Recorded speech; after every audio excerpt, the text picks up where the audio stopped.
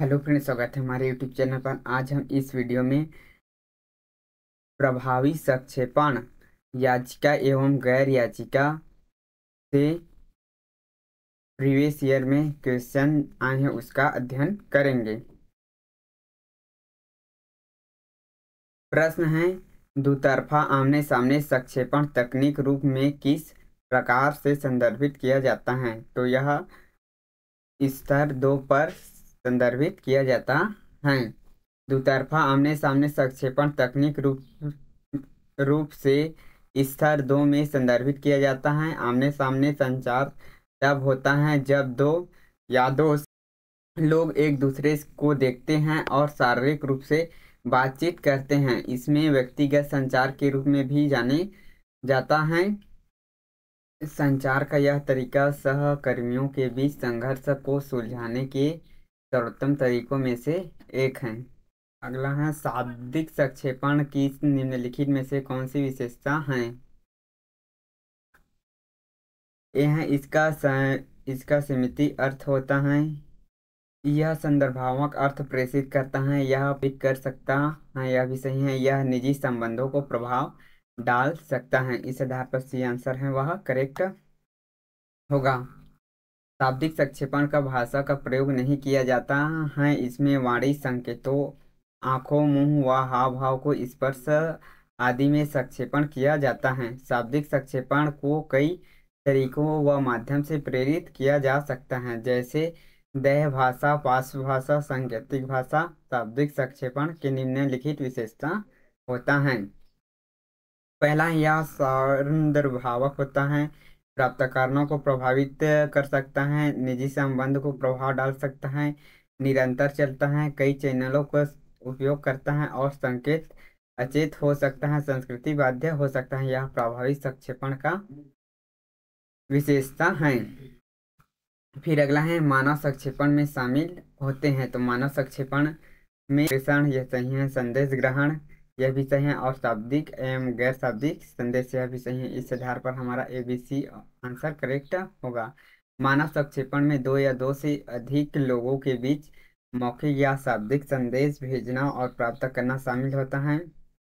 यह प्रतीत होने वाली सरल लेकिन वास्तव में काफी जटिल प्रक्रिया है। इसमें संदेश संचरण, संदेश रिलेशन और मौखिक और गैर मौखिक संदेश शामिल होता है। मानव संचार के अंतर्गत सभी प्रकार के संक्षेपण कौशल, हाव भाव, अनुभाविक क्रिया एवं क्षेत्रानुभव आदि शामिल होते हैं। अगला है, शाब्दिक संक्षेपण में अधिकांश होते हैं। तो शाब्दिक संक्षेपण में अधिकांश अनैच्छिक, संदर्भिक एवं सांकेतिक होते हैं। संक्षेपण के अंत क्रियात्मक निर्देश के मुख्य विशेषता हैं। यह उभय दूषी प्रक्रिया है, यह सही है। संक्षेपण का भौतिक संदर्भ महत्वपूर्ण नहीं है, यह गलत है। संक्षेपण के मनोवैज्ञानिक संदर्भ पर सदैव विचार किया जाता है, यह भी सही है। प्रतिपुष्टि संदर्भ के प्रत्युत्तर नहीं है, यह गलत है। यह अपेक्षाकृत नितम संदेश केंद्रित होता है, यह भी सही है। इस आधार पर सी आंसर है वह सही हो जाएगा। अगला है, एक शिक्षक को एक प्रभावी सक्षमकर्ता होने के लिए निम्नलिखित में से किन किन का सहारा लेना चाहिए? अभिजाती पृष्ठभूमि का ग्रहण करना, गलत। सूचनाओं का नैसर्गिक प्रवाह, यह सही है। अधिगम के लिए ऐच्छिक नहीं है। त्वरित और नियमित प्रतिपुष्टि की व्यवस्था करना, यह भी सही है। स्वलंबित प्रस्तुतीकरण, यह गलत है। इस आधार पर भी आंसर है वह सही होगा। लोगों के समूह के बीच मत में एकरूपता अधिकांश निम्नलिखित में से होता है। तो अंतर्वैश्विक संक्षेपण में यह होता है। अगला है, निम्नलिखित में से कौन सा गैर यादृच्छिक संक्षेपण के रूप में श्रेणीबद्ध किया जाता है? मनोहर स्वर, यह गलत है। भंगिमाएं, यह सही है। संकेत, यह भी सही है। चेहरे की अभिवृत्तियां, यह भी सही है। जोरदार अभिवाद, यह गलत है। इस आधार पर बी, सी और डी आंसर है वह सही होगा, जो कि डी आंसर में है। यह प्रश्न 2022। अगला, निम्नलिखित में से कौन से संक्षेपण के सामान्य वर्गीकरण है? तो संक्षेपण का सामान्य वर्गीकरण है गतिमान, त्वरीय और हेस्टिकस। इस आधार पर सी आंसर है वह सही होगा। संक्षेपण के एक सामान्य वर्गीकरण गतिमान, स्वरीय और हिप्टिकस हैं।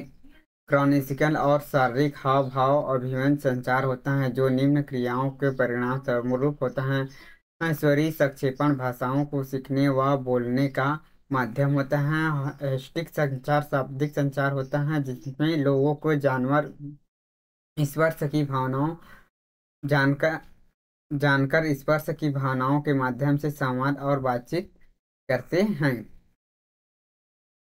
अगला है कार्य कुशल सामुदायिक संचार के प्रति तर्जन निम्नलिखित में से किस संदर्भ है? तो यह शक्ति के संदर्भ है।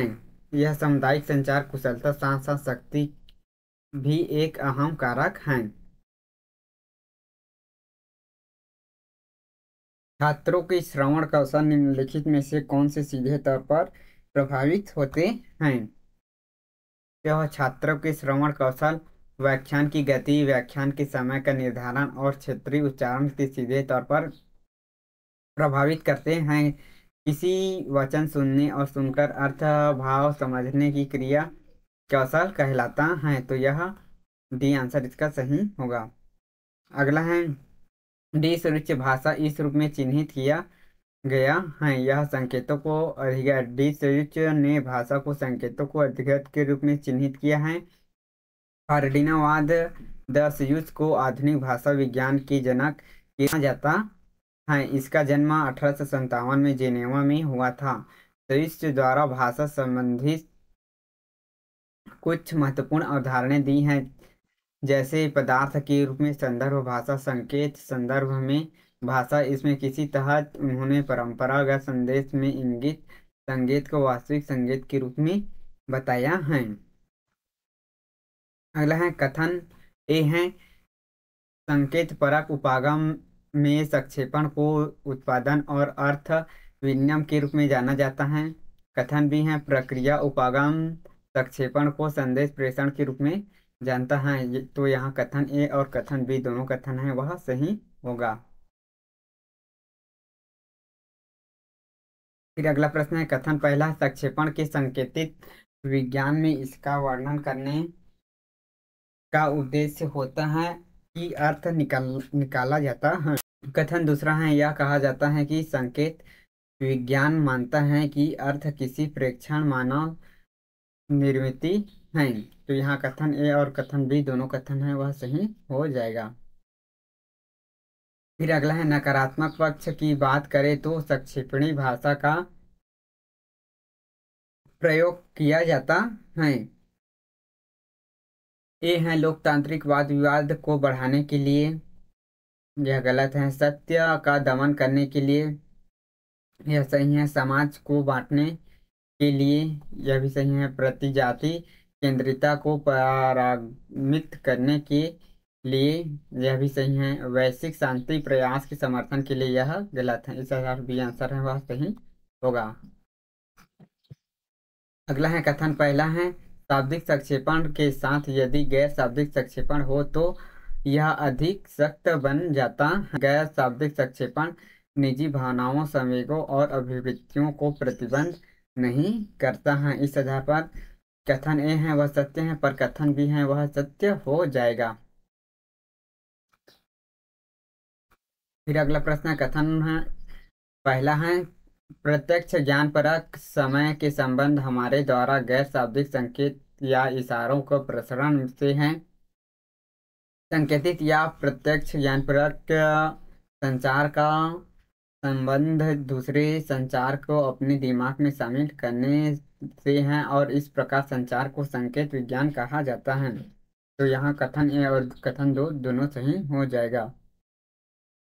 अगला है निम्नलिखित में से कौन गैर मौखिक संक्षेपण का एक प्रकार के रूप में अंक निक्षेपित विज्ञान के बारे में सही है?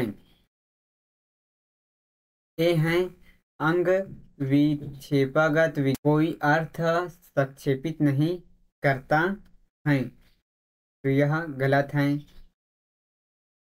अंग विक्षेपीगत विज्ञान किसी व्यक्ति व सामाजिक व्यवस्था को प्रतिबंधित नहीं करता है, तो यह भी गलत है।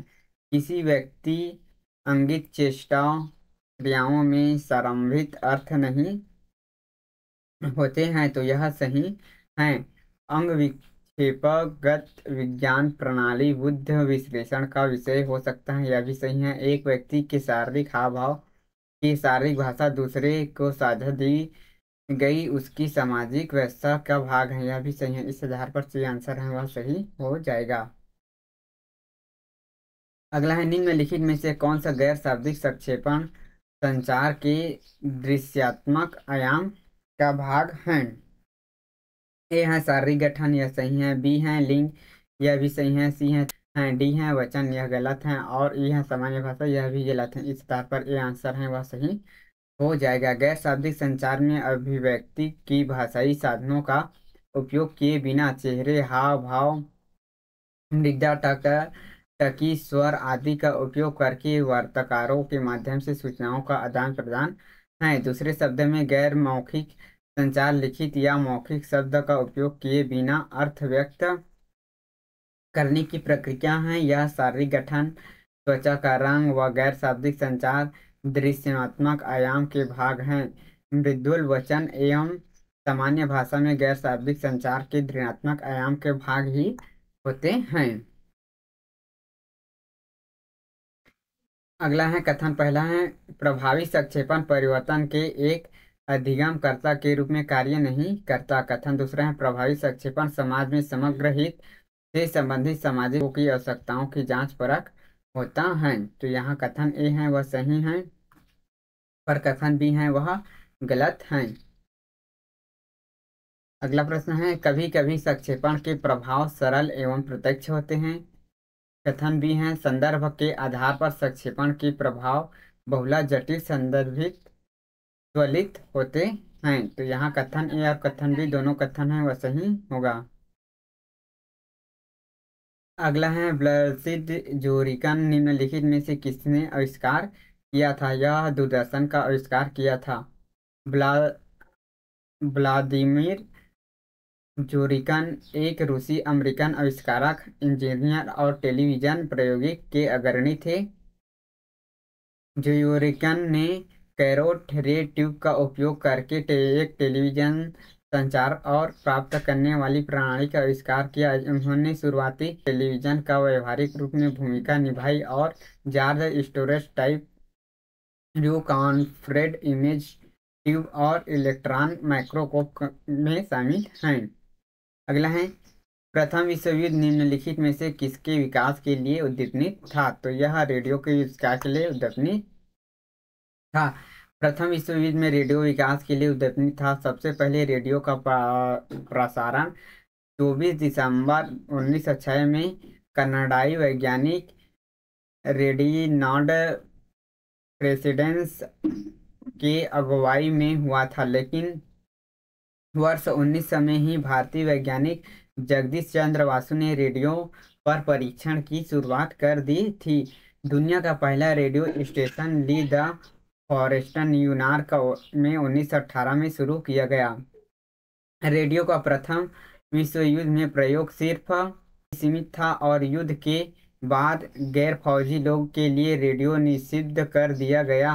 द्वितीय विश्व युद्ध में रेडियो का उपयोग सैनिक की लोकेशन ट्रैकिंग के लिए किए जाने, जिससे सैनिक का एक जगह दूसरी जगह से जाने में आसानी होता था। अगला है निम्नलिखित में से मौखिक संक्षेपण का प्रभाव है। मौखिक संक्षेपण का प्रभाव है व्यक्तिगत संबंध, अखंडात्मक सूचना भी, सी है प्रतिपुष्टि फीडबैक। इस आधार पर सी आंसर है वह सही होगा, बी और सी।